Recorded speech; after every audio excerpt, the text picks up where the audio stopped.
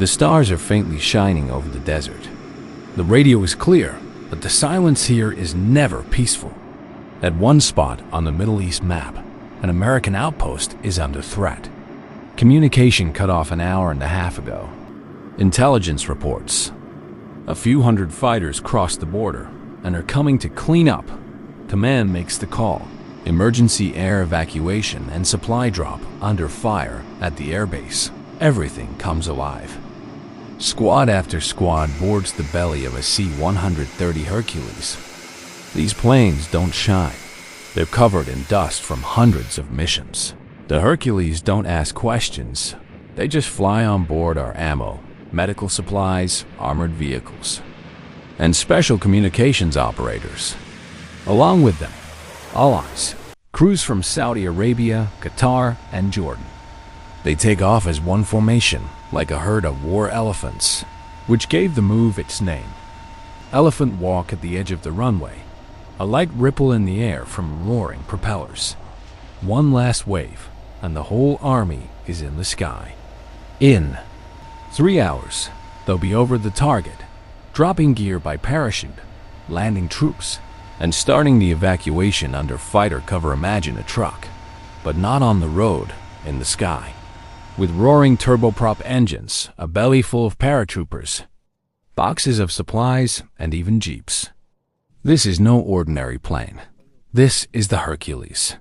A legend, a symbol of American air power. It all started in 1951, when the U.S. Air Force realized they needed a new transport plane that could land on dusty roads in Africa or icy plateaus in Antarctica. Lockheed won the contract, and in 1954, the first C-130 took to the skies. They named it after the ancient Greek hero, Hercules. And that's not just a cool name. This plane is built tough, like an ancient god, and just as durable. Vietnam, Iraq, Afghanistan, the Balkans, Syria. It landed under fire, evacuated the wounded, delivered supplies where roads didn't exist, but not just war. The C-130 dropped food to starving regions in Africa, fought fires in California, dropped paratroopers over the Arctic, evacuated people. After hurricanes, the same plane could be flying a combat mission in the morning and carrying kids for humanitarian aid by evening. That's what it is, a workhorse. Strong and selfless. It's almost 100 feet long, like 3 buses. The wingspan is 130 feet, about the size of a tennis court. Top speed is 370 miles per hour. For a truck, that's like a racehorse. It can fly up to 2,350 miles, fully loaded.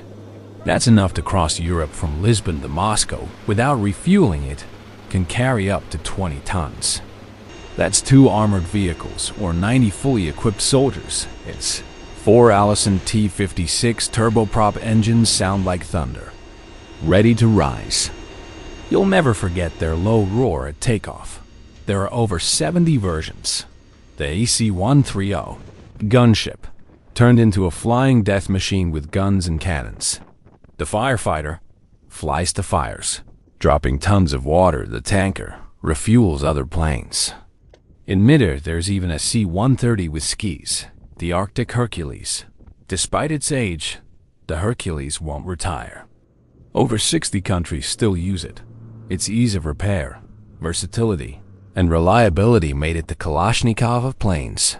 Simple, tough, and effective. The Lockheed C-130 Hercules is more than a plane.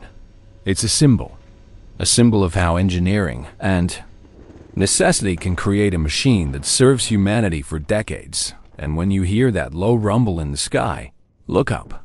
Maybe the Hercules is flying overhead. Subscribe if you want to know more about military gear that really changed history. And remember, behind every plane, there's not just metal, but stories, history, and technology.